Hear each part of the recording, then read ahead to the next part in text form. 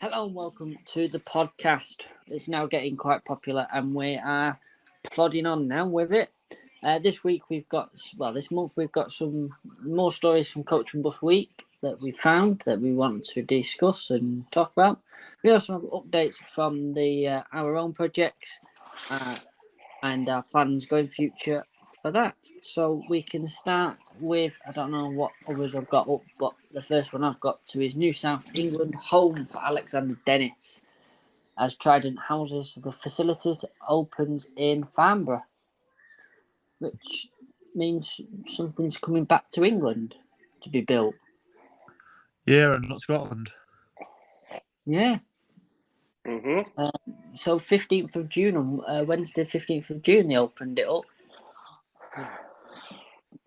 I've seen something about that. According to this, it's a company's latest state-of-the-art facility, which means it's got loads of shelves in it that they can pull parts off to build a bus. It hopes it will move forward in developing the agenda of zero emissions and mobility ambitions.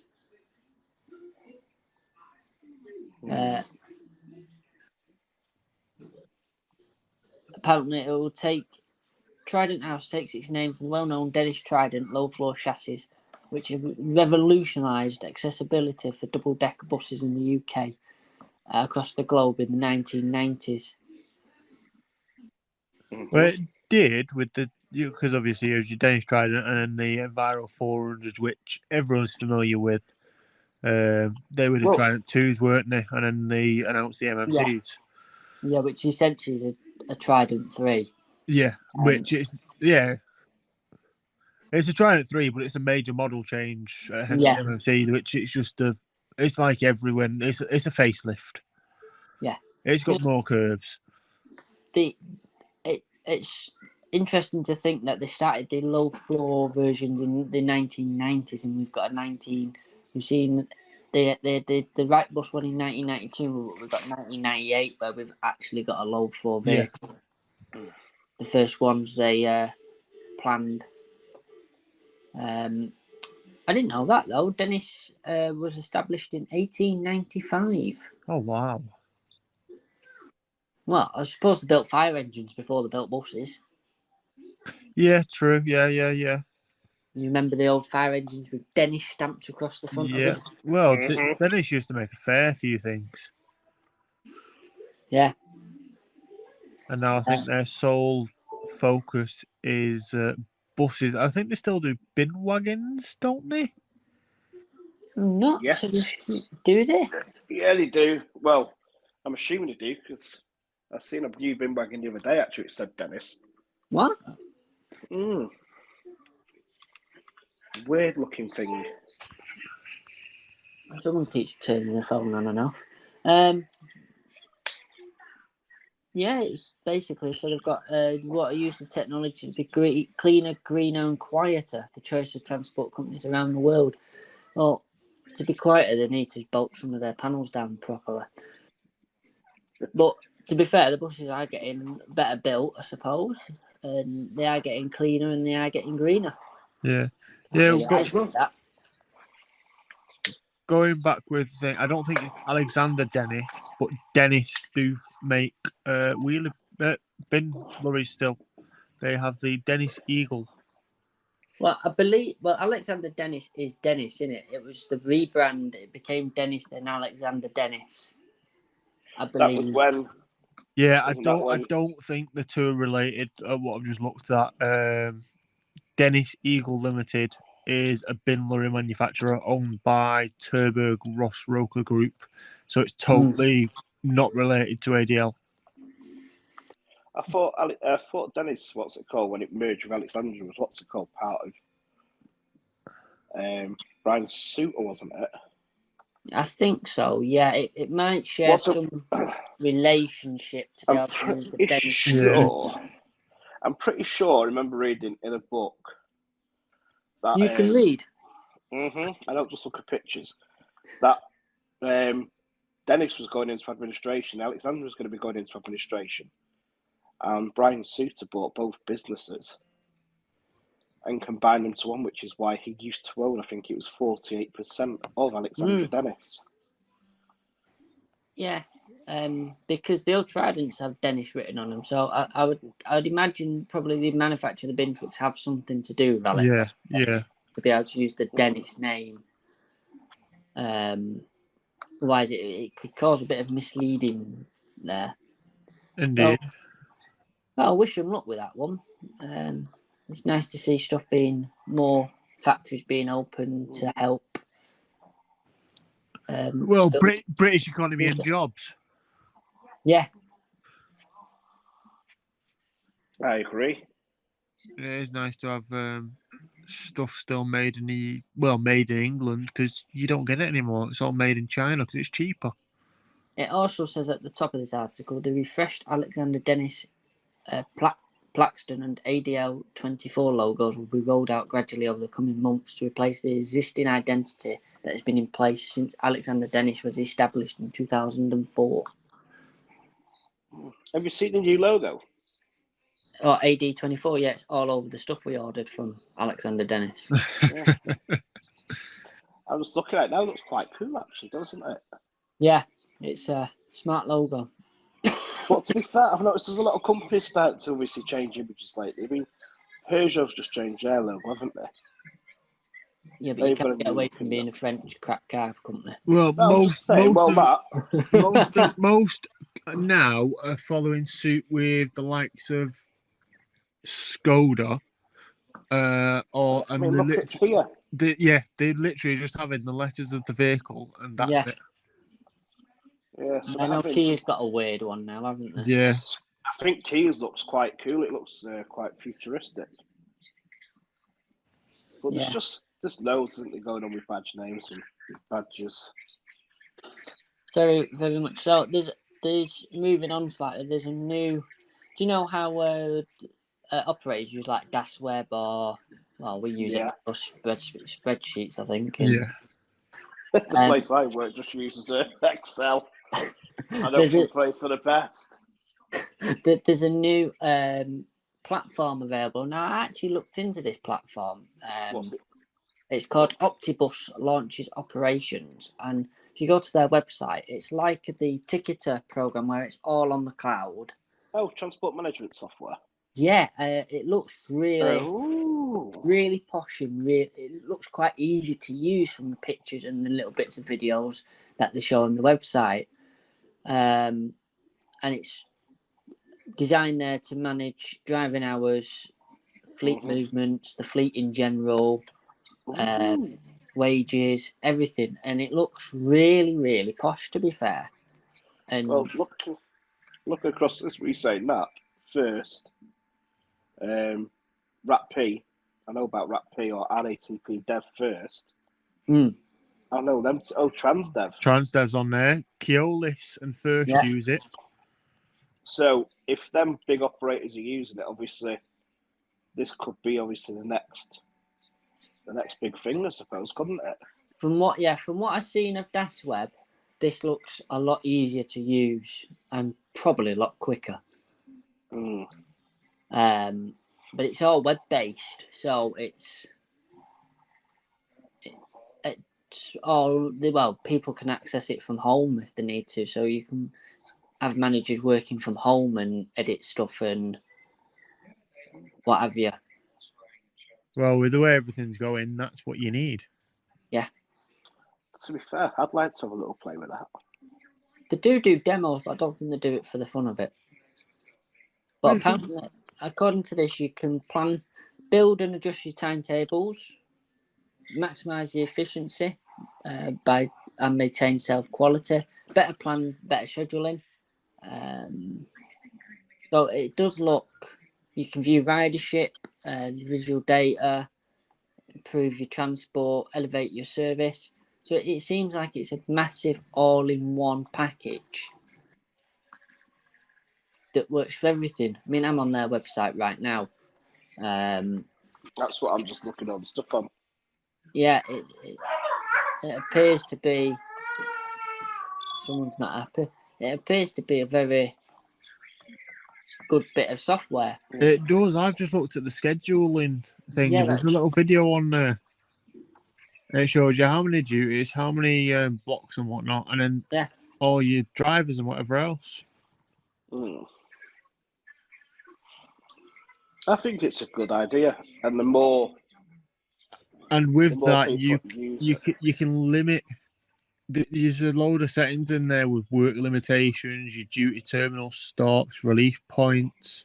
You can have it all going through one central system.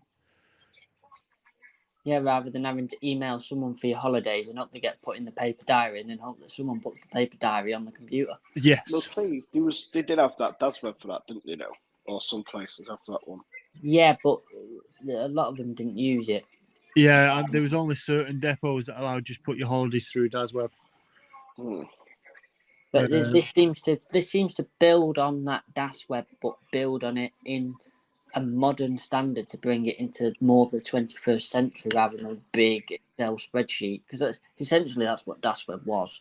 It was just a big Excel spreadsheet that moved stuff around for you. Yeah, but it was an Excel spreadsheet that had the decent UI. Yeah. But yeah, it looks like I do think they'll have very good luck with that. I mean, Ticketer did very well with their on cloud base, so there's no reason why this version of this software wouldn't work either. Right. So yeah, that's interesting. Something new for operators to be looking at and using.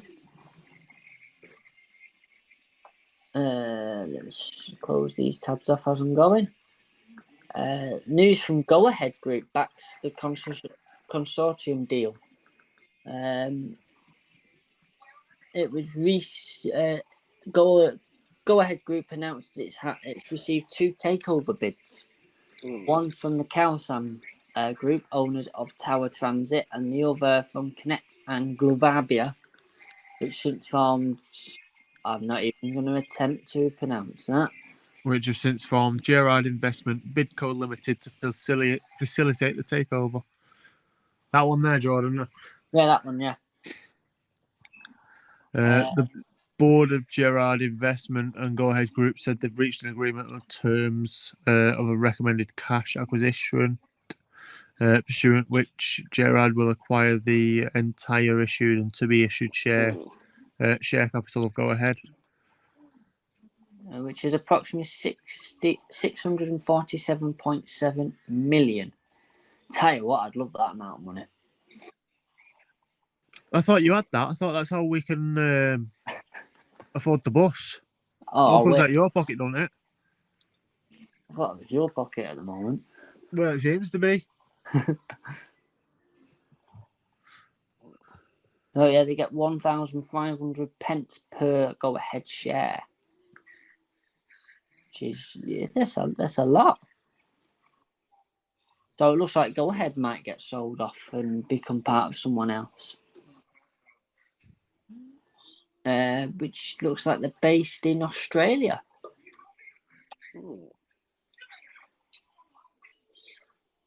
And they're looking to retain the existing business as a standalone business, with all the team members to be retained,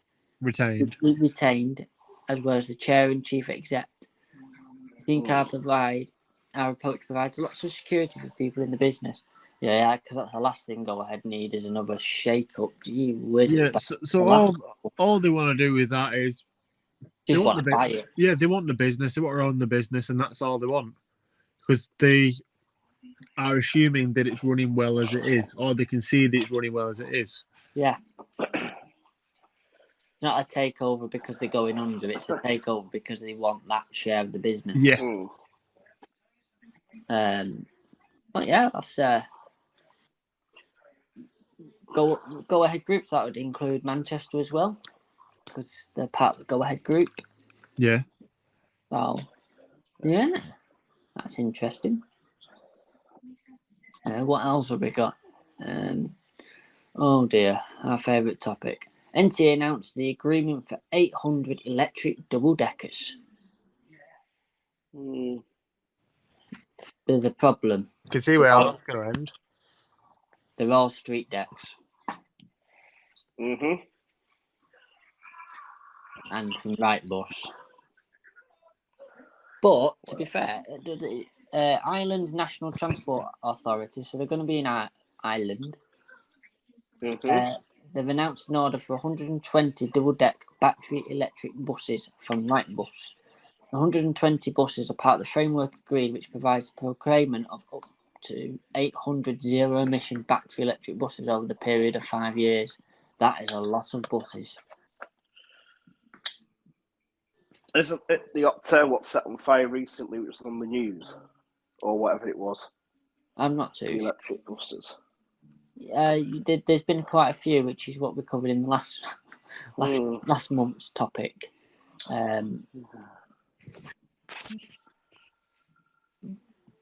Basically, I just think electric's not the right way to go.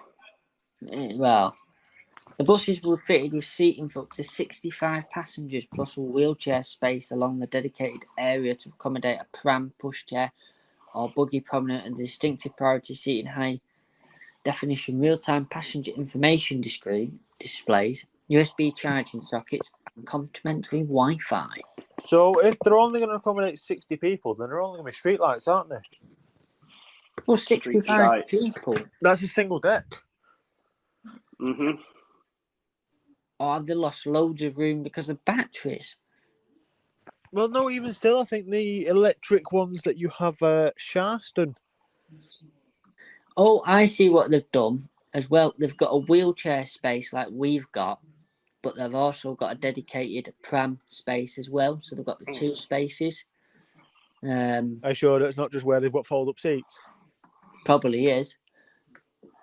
But yeah, that sounds more like if that is what they've got, they don't sound like double deckers because that's a very low number of passengers per decker. The batteries must be massive. Because normally a decker's 80 odd people.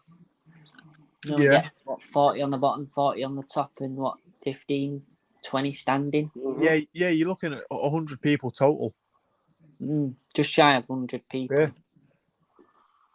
No, that doesn't. And unless you're going down Oxford Road and students are going to uni. Yeah, then you get about 125 on. Some on the roof rack as well. But that sort of, see, the problem is you got the battery powered bus, and then they're going to add in the real information displays, USB charging sockets, and Wi-Fi. It's all going to take power. It's already got it on the Stagecoach buses, hasn't it? That. Yes. Yes, it does. So I don't know whether it'll affect it or not. Obviously, it will do, but how much is it going to affect it? I can't see it affecting it by too much. Depends on how much people and how many people are charging, I suppose. And depends how many of them are working, which haven't been destroyed. Yeah. Because criminal damage on buses at the minute is on the bloody rise. Well, yeah. Always has been, though, hasn't it? I think it's getting worse again now. It's getting bad again. So, yeah, Wrightbus are going in a strong way of making electric buses. How good they're going to be is another story, because the last load of the street decks, the diesel ones, were absolutely shocking. That's what's got. I really don't know what's going to be happening. Obviously, like you said, obviously with the buses and what's going to get on. And I think there should be bus companies, obviously, or bus builders, really need to start working together. I know that's not the aim of the game, but I think if 2 or 3 bus builders went together, they could make an exceptionally good bus. It's not even it's that. Oh, God. It's trying to get them out there and get them road tested and whatever else. Because obviously, there's only so much in-house testing you can do. But that's true. It's like anything, you can only roll it out so much before you're going to experience a bunch of problems where, you're going to have stuff where it sets on fire and stuff, and that's just bad publicity all round. But then that goes bad on the operator and not the manufacturer. Yep. Yeah, definitely. Well, keeping on with the electric buses, there's a Switch India, which is Optare essentially. Mm-hmm. Launches the next generation electric bus, which is following the launch of the E1 model for the European market. Switch Mobility have launched the latest in its bus platform for the Indian market, the EIV12. It's aimed at rapidly growing electric bus segment in India. I didn't think it would be big over there. Availability in 2 variants, the 12 low floor and the 12 standard. So one's got steps and one doesn't, probably.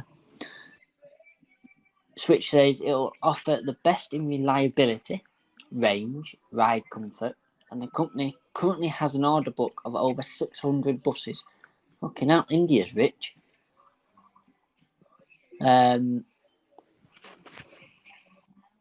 So it'll be offering the manufacturer's feature comforts, offering the technology and passenger comfort while being contemporary and futuristic.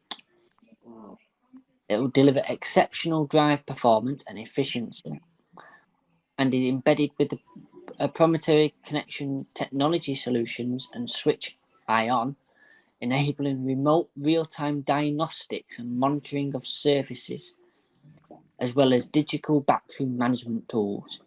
Basically, it connects to the internet. That's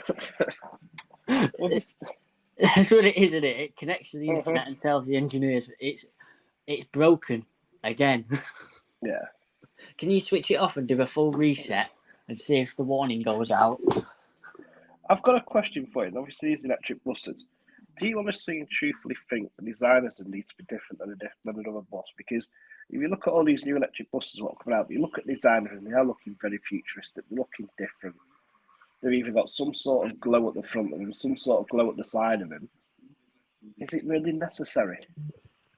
No, I think that's more just to show them off. But again, a lot of that is down to the operators. If you look at Whichway, they expect to have the glow at the side.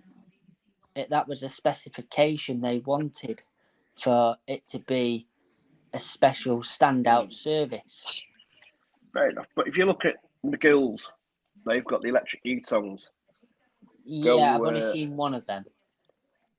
Go Ahead's got electric U-tongues, and they've got like a green sort of glow at the front of them and all the rest of the stuff. I know it's advertised as electric, but is it really necessary and needed? Probably not. No, I think it is basically for that point of it standing out. Oh, I'm green for the planet. I think that's more what it's trying to stand out to be. I'm just Sorry, we're keeping you up. I know. Yeah. Of course you are. I'm just looking now, like U-Tongue, new bus at Bus World for U-Tongue.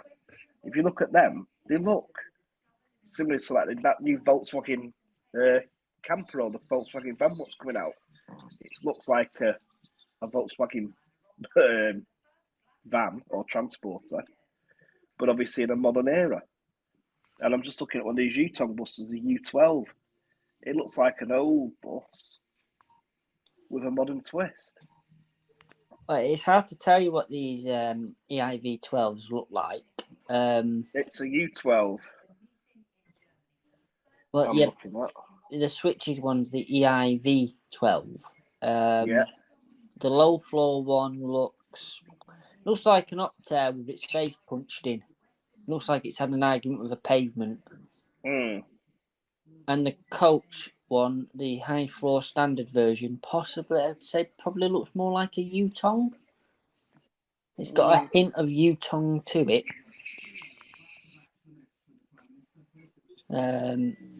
So yeah, it's they look smart and everything, but it's how they're going to get looked after. I mean, in India, from what I've seen, do people necessarily ride inside the bus? I think it varies, doesn't it? I've never been to India. I'd love to go one day now. I'd love to go one day, Ree.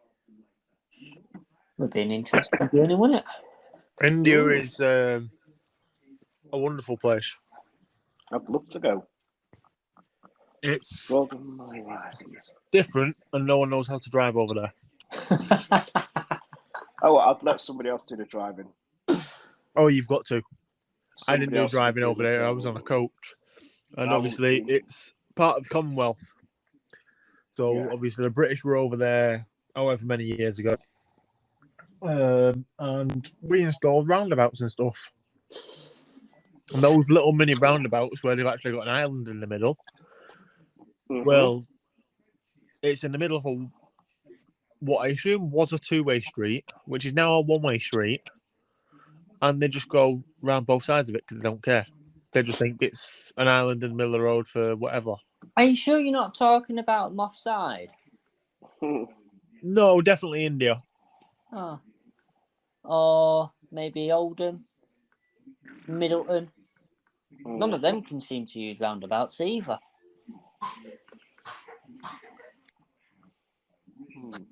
Anyway, Scott, on the topic, you like this one. Low fares and more safety officers as part of an £88 million plan for WM bus services. They are who? It will plans to introduce more transport safety officers in a streamlined fare structure, including in the £88 million package of measures designed to transfer the bus service to the West Midlands over the next 3 years. Don't know where this money is coming from, but I don't know where the money's coming from. If it's going to make an improvement for driver safety, then I'm all for it. But if it's going to start costing us more in taxes and all the rest of the stuff, and the government's going to say they're funding it and then obviously don't fund it and all the rest of the stuff, and it's down to whatever else, or they start cutting the services like they keep doing, then obviously I'm not for it. The fact of the matter is companies should be paying for safety offers anyway for the safety of the drivers and passengers. It shouldn't be local councils. It should be bus operators as well. Yeah, but if they are going to get £88 million funding, then great. Hopefully, this is the time now where they're going to have some money to start doing good things. But let's see what happens, like you said. Apparently, the West Midlands Combined Authority drew up the plan to answer the government's bus back better, calls for proposals to improve the bus services following the COVID-19 pandemic.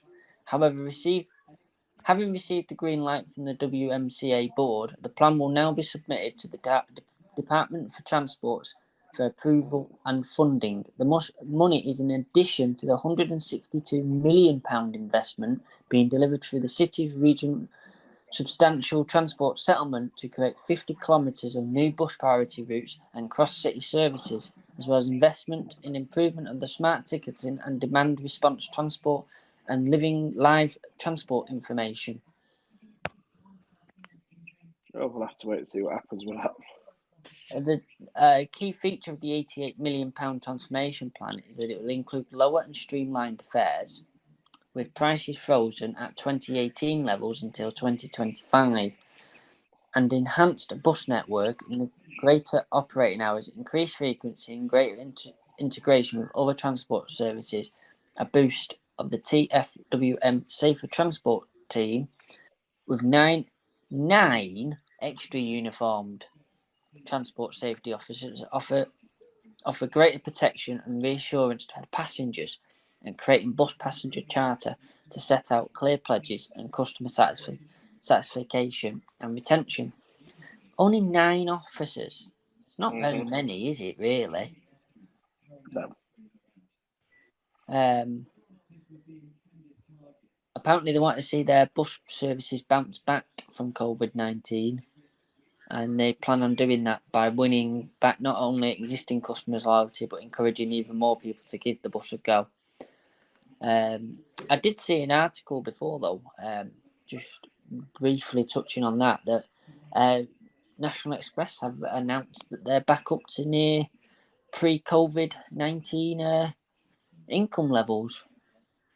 But it's just a lot to do with rail strikes.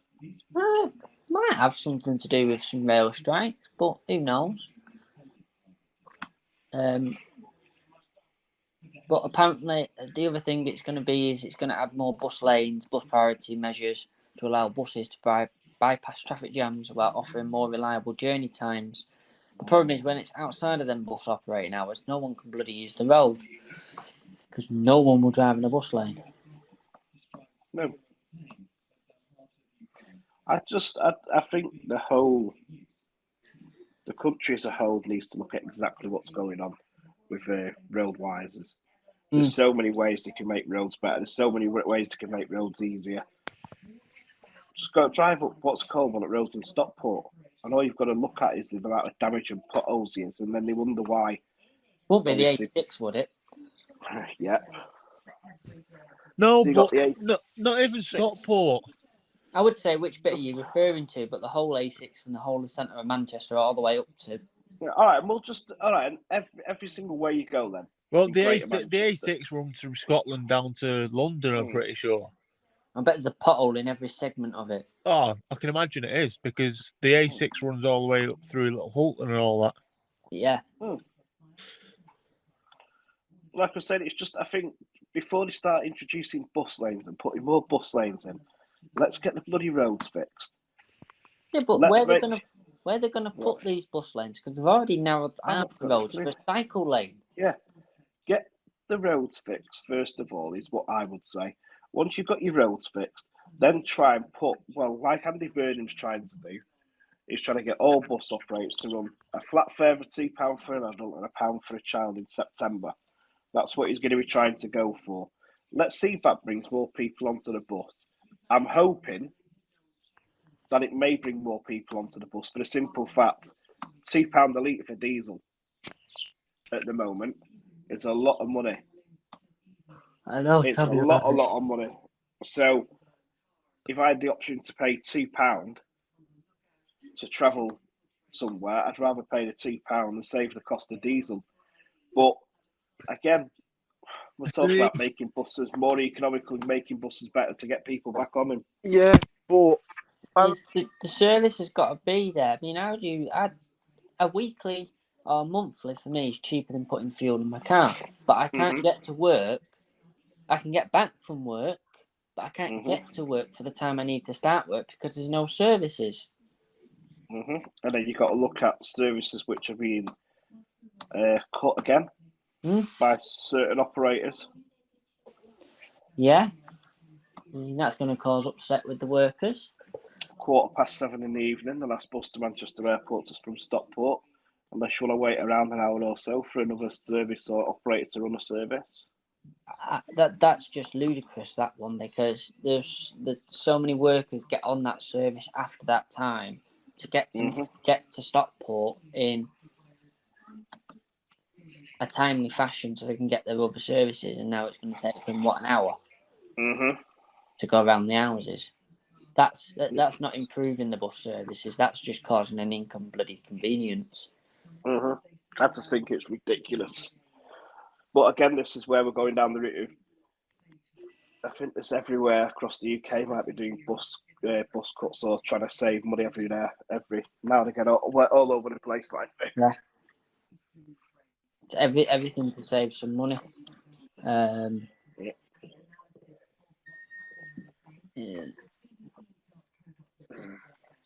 Oh, we'll skip that one. Go on. So, what else, Jordan, have you got there?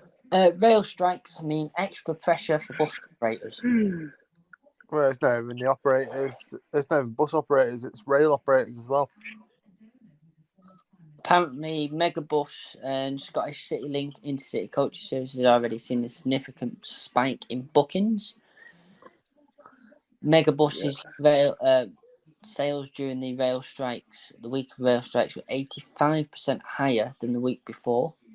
That's a lot of people, that. I mean, you got to think, if there's no train running, a train can hold, well, let's say 300 people. Yeah, I was going to say 300 people easily. Talking of that, though, did you see that interview where that newsreader was trying to get the union member or whatever it is, the RTM member, to trip up and say that he would forcefully stop people going to work? That was the funniest interview I've ever seen. I don't watch it, to be quite brutally honest with you. I've not been following any attention to this train strike. No, I haven't seen it on TikTok. I think train drivers themselves are still capable of driving them trains when they're getting paid 55, 60 grand a year. It's nothing to do with that. Well, this is all what you're hearing on the news, and this is what I'm saying. It's nothing to do with If that. well, hey, shut up and let me finish, boy. This is what I'm saying. You see on the news, yeah. If it's for the platform staff, if it's for the cleaners, if it's for the attendants and all the rest of the stuff, then yes, I understand that they want to go on strike because they're not on that much per year. But the actual physical train drivers themselves, not driving bloody trains, is ridiculous. Isn't it more for working conditions? Is what? No, well, it's that, but it's the engineering side of it. They want to reduce the staff and whatever, or have the pay not as good, so the works on the rails don't get done. Rail needs a hell of a lot of upkeep, and obviously with that you need your staff to do it, and obviously pay to do it. It's a monumental job. You know, you have one rail that's misaligned. Mm-hmm. You could potentially kill 200-300 people on one train. You don't rail tracks like that, didn't they? Yeah. Repair that rail properly, and there's too much of a gap in a track. There's a derailment, potential dead people. You have signal failures. You have a train that collides with another, potential dead people. It's all to do with that. Right. Well, for that reason, though, yeah, I agree with. There's a couple of videos that I've seen where I've seen about train drivers, and train drivers are more than happy to drive, but they agree with the strikes because of why they're striking.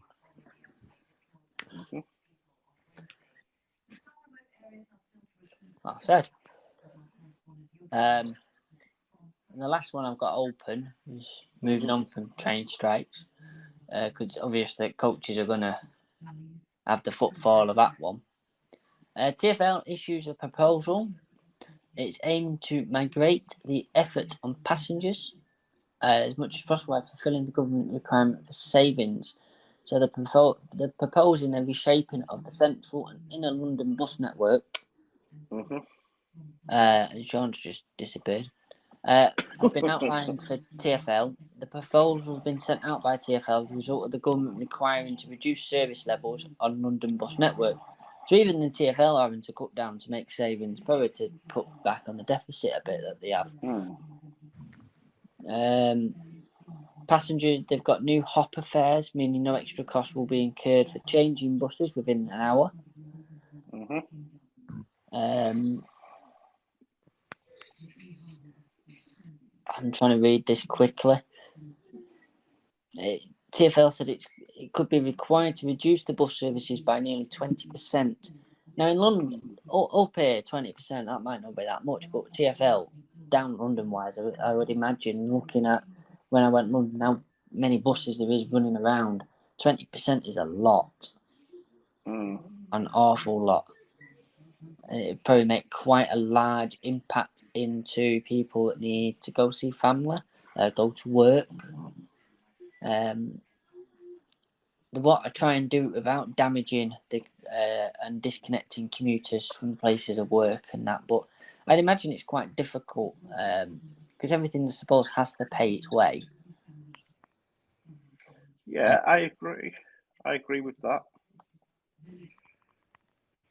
But they're saying as well that the passenger numbers have fallen due to the improvement in rail services, walking and cycling infrastructure, which has provided new alternatives, especially in the central and inner London areas. Which I suppose, if you maybe the best way around London is to cycle, I suppose, or walk. Depends where you're going, doesn't it?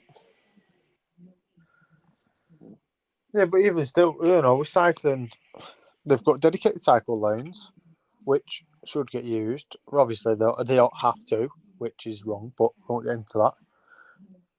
Getting around London on a bike, even if you have an electrically assisted bike, which most people do, you can do it in half the time of a car. You don't have any extra fees. You know, the ease of it is amazing. Are you counting if you stop at red lights or not? No comment. I would say you ride up the pavement to go around them, but if you get caught in London riding on the pavement, you get told off. Yeah, but why aren't the police like that everywhere? It's I always go on about it's London, London, London. But with stuff like that, London actually has the head screwed on.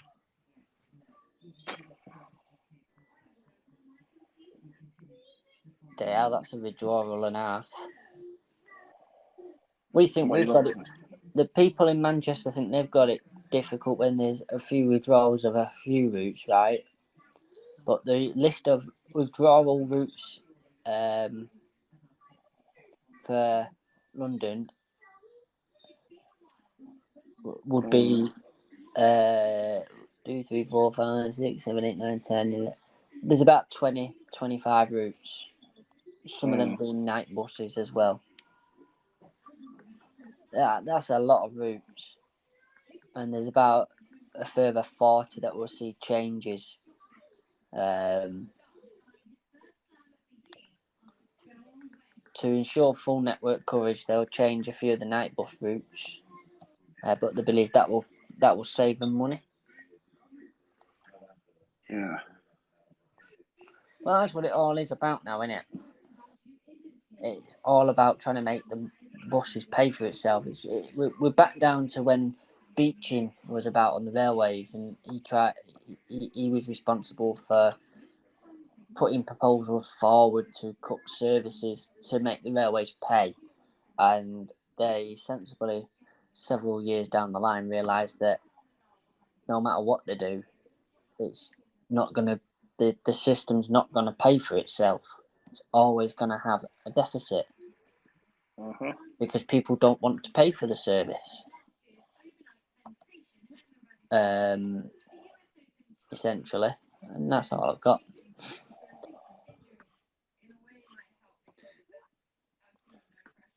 Well, I think with us finishing on that, I think we should talk about our project. Well, yeah, go on, Sean. I've talked enough this one. What the joy that we had with the starter motor and going out and buying a new one, which the guy that we spoke to was absolutely superb. And then fitting it, making sure the wiring was right off several videos that we recorded, and then slowly cranking it over with a fair bit of easy start and hoping that it, kicked itself into life and actually stayed running on its own. It actually shows that we've both done something right, as you went to the bus today after it being stood for about a week. It's exactly a week. Yeah, been stood a week. It turned over instantly and ran on its own with no coughing, no spluttering, and was fine. It's a large step forward that we've taken. I'm glad that it started finally, and you finally got obviously where you're going. I know you've put a lot of hard work, blood, sweat, and tears into it. We still have a fuel leak, but yeah, it runs. I thought you rectified the fuel leak. No, we've got one return line that seems to be leaking. I think it's a return line. If not, it's a washer at the top of the injector. It might be a bit of both. Either way, the injector is still firing and it's still running. Yes. It wouldn't run very well if it weren't, because it's the second one in the line to Firing go. order, yeah. So it must be firing, and there's hardly any smoke now. It's like it's a brand new vehicle. I mean, as Scott said, it was a lot of blood, sweat, and tears, and a lot of swearing to try and get it to start again. No, it was. It took 3 of us to get it running. One with easy start, one cranking and bleeding, and one bleeding. But now the results are sort of being shown from it, where we've got a lot less exhaust smoke. Yeah. It just shows how much that the injectors weren't working before. Mm-hmm. And how much stuff had been sucked through when the fuel tank had been it had previously been run out of fuel. And to be fair, we didn't really rebuild the injectors, did we? We just took the bottoms off and sprayed WD-40 down them to clear the holes at the bottom, and put them back in. We didn't send them off to be rebuilt on. We definitely didn't rebuild them ourselves. It was just a case of taking the bottom off, spraying them, and putting them back in the holes. Yep. Hey, just put a bit of Vaseline and put them back in the holes. I mean, I wish we'd done it a bit slightly different way. And if we had to do it again, we'd probably do one at a time, so they go back in the same holes. Yep. It's lessons learnt, or at least mark them to which holes they've come out of. Yes. But it's good to see that it has worked essentially, and what our aim was has worked, and it's been successful. Yep. It's just now the rush is on to get it ready for its show, because we expected that the engine would only not be working for a couple of weeks. Yeah. I mean, there's good that's come out of it in a way. I mean, it's not good that we've had to buy a new starter motor, but at the same point, that starter motor, as it discovered, it could have failed at any point. Yeah. And the worst thing that could have happened is failed out on the road, because there'd be no way of getting it back going if it failed out on the road. That would have just been game over there and then, and it'd be like, yeah, can you come tow us, please? Yeah, it would have been a very expensive tow bill. Yeah. But for the 12, 18 months that we've had ownership, that starter motor, although it has been knackered, has worked beautifully. What was amazing was it started to sound like a normal starter motor right before it went bang. Yeah. Which I think, because it had one of the bearings was absolutely knackered and missing its dust cover, which is what shorted the armature out on the starter motor. I think the bearings, when we heard it grinding, the bearings were stopping the armature from spinning, because the one, they were dry, and two, it was missing 6, 7 balls out of it. And then obviously when you've cranked it, they've loosened up, got into a decent position, it did start spinning properly, and then that dust cover's just come loose, fired into it, and shorted out 2 of the coils. Yeah, and probably shorted out batteries that can deliver 2,000 amps between them, called cranking amps between them. Is probably not the best solution. But yeah, it's been eventful, and hopefully now we're at the end of that, and we can now focus on getting the bus done. But I've swept up when I was there today, and that bus is going to need probably about 2 or 3 deep cleans before it's even anywhere near clean. The dusting is unbelievable. Well, I told you before, you've got to volunteer for that. Oh yeah, I know. I've been speaking to him. He's seen about certain offers, which I can't say on here, obviously, because I don't want to drop him in the crap if it doesn't work. But he's seen what he can do for us, and hopefully, that sounds very interesting. Hopefully, it will help us and help someone else at the same time. Yeah. But yeah, we're hoping that by the end of July, it will be painted.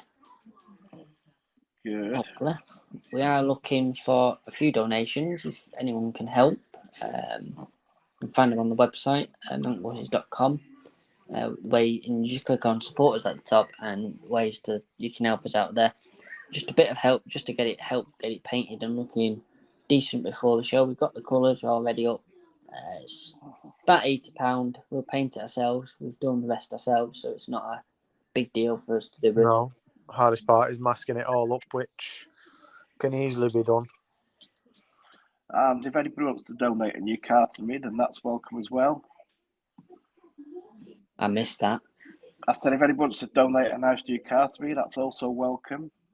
Oh. But now let's get the bus done first. Yeah. So yeah, I think the only other thing that I'd like to cover just before we leave is the fact that if you see any of our content anywhere else other than our official channels, please do get in touch and let us know. We have been receiving, we'll call it a few issues, as well as another group that town and district that we used to host our vehicle with and was in, they're also having the same issue with the same person.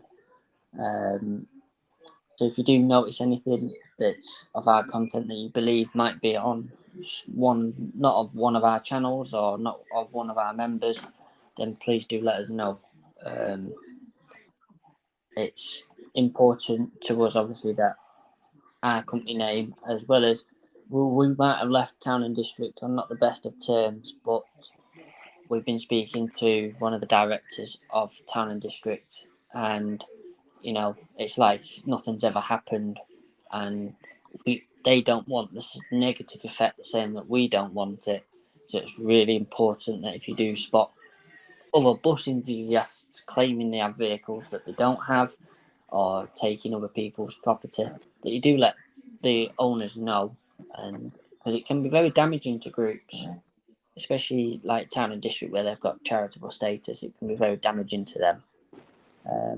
And for ourselves, obviously, we're only a small group, and we rely on our viewers and our supporters to help us with the project, and it keeps us going. And a lot of the loyal ones will obviously be able to tell that something's not right, which is what happened last time when the same person took the footage off the channel.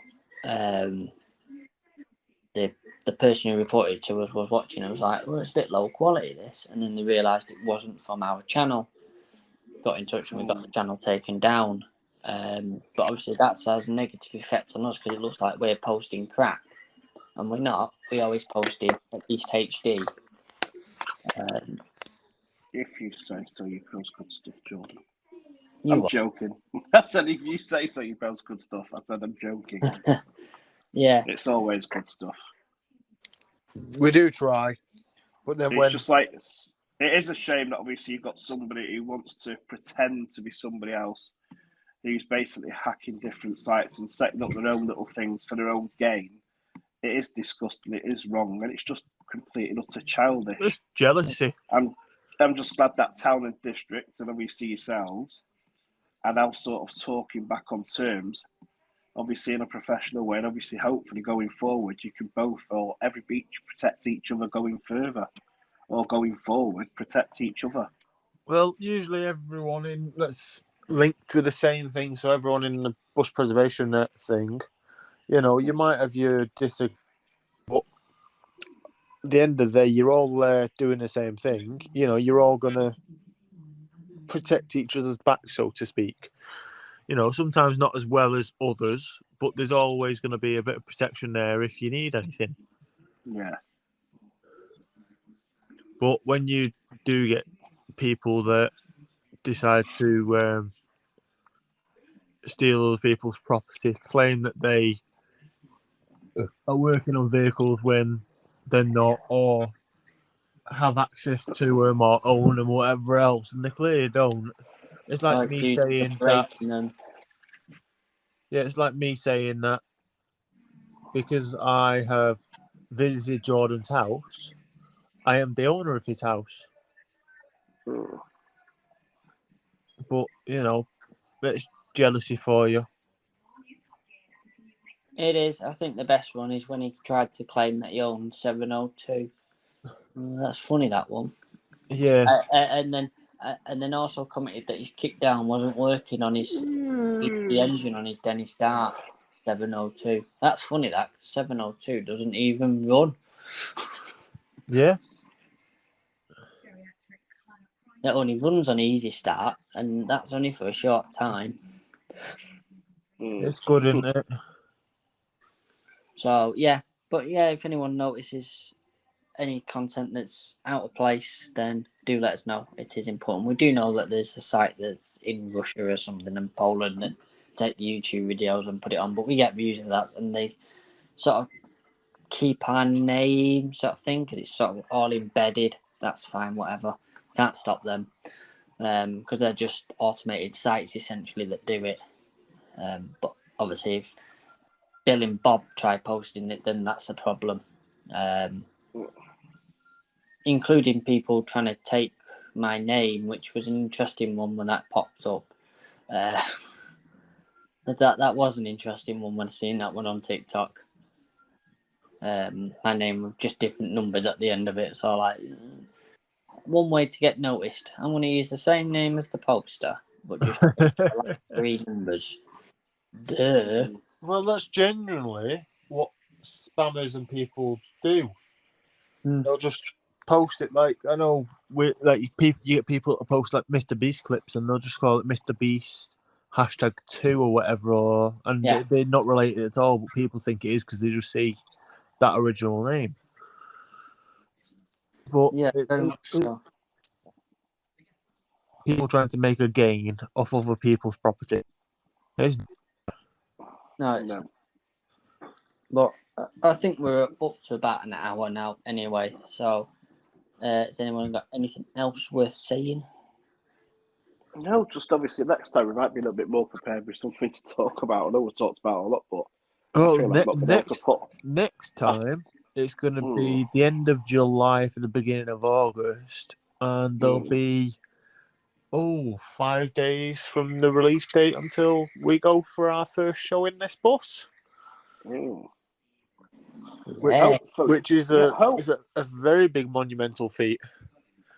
Yeah, hopefully I can attend that. But hopefully as well, is next time obviously I might be a little bit more clued up on what we're all talking about, because unfortunately, I'm not going to lie, I wasn't really prepared for this today. Well, neither was I, so don't worry about it. Touching on the 6th of August, which is Newton Le Willows Town Show, for those that have bothered to stay with us and listen all the way through, we'll be operating a feeding service from Manchester and return. We are there for the whole day, so unfortunately, if you don't want to be there for the whole day, find a different way there and back. But it is a free service that we'll be providing. Times will be published shortly, but it'll be leaving about 10 o'clock from Chiltern Street, arriving up at the event 15 minutes before we're due out on our first service, and then leaving 5 minutes after our last service back to Manchester Chiltern Street. It will be completely free for those that want to use it, those that might want a day out up to Newton Le Willows Town Show but can't afford it or don't want to drive it or whatever, then you are welcome to join us, but please do contact us so we are aware of the number of people that want to come. We only have a certain number of seats available. Going to and from the show is not normal. It will be seated only. So once we get up to the number of people that we can legally seat on the vehicle, then if you turn up on the day and we're full, you will be turned away, I'm afraid. But I doubt we'll get to that point. But obviously I've got my family coming, what have you, and whoever else wants to come, and I know there's a few members that are trying to get it off as well, so there'll be quite a few of the Mancbuses team on the vehicle. I think at this point in time it's just me and you and it, Jordan, that are confirmed anyway. I think you might have a Mr. T coming with you. Yes. I'm not going to say his name on here. Yeah. My partner's coming, so I'll have obviously a baby and the other little one. So the numbers add up quite quickly. But yes, please do get in touch. I know we do have one person who said they want to come on the vehicle up to the event with us. Don't know really what's up at the town show. Scott went to it last time. He went with the little right bush handy dart and brought the wipers. But excuse me. and then fixed them. The wipers fell apart. The wipers fell apart pretty much, Jordan. I know. So he might know more about what's up there, but I don't think he got really chance to walk around it, because when he went that time, it was only him and the other bloke, so they were running around all day essentially. Well, this time we had that luxury. Yeah, we were non-stop. It was literally constantly going round non-stop, and as far as we're aware, there was an old police car there. There was an old ambulance there. There's a couple of fair rides there. There's a couple of stalls there. But obviously, that's what you could only see from the main road. It did appear to be a good day out, and everybody who was getting back on the bus and getting dropped off at the pickup point was all quite happy with what they'd seen. The only downfall was it was just wet and windy. Well, And that hopefully put it a few stays people nice. off. But looking at the date, what it is, it's supposed to be a lovely day that day. So hopefully this time round, you will have more people. Also, we had to take a slight diversion, so we didn't pick as many people up because people were stood in the wrong place because of a fallen down building. We also have a bigger bus this year. Yeah, as long as it fit underneath that railway bridge. I definitely fit under the railway bridge. It's actually lower than The handy bus, yeah. well, it was until we put an antenna on the roof. It's fine. The antenna, we can always do It'll it. flex. It'll Yeah. flex. So yeah, it'll be a good day. Like I say, everyone is welcome to join us. There's no charge to come with us up to the event and back. It is a completely free service. If you choose, you can donate to us. But again, if you don't donate, we're not going to stop you because it is a free service at the end of the day. As long as you say thank you, we don't really mind. I mean, we've got to do the trip anyway, so we might as well take a few people up to the show for them. And let them show off Newton the Willows a bit. So, yeah, that's everything. Do check out YouTube and the website, mancbuses.com, and we'll see you next month for another instalment of this random podcast chat that we seem to be doing. People enjoy it, that's all that matters. Yeah. Yeah. And the views are going up again now, so... Oh, thank God for that. At least we're doing something right. Makes a change, doesn't it? It does. It does. So, It thank really, you. really does. So, thank you for listening. Thank you for your time. And we'll see you next month. Well, you'll hear us next month and see us during the month on YouTube. See you later. See ya. Bye. Bye-bye. Bye. Bye-bye.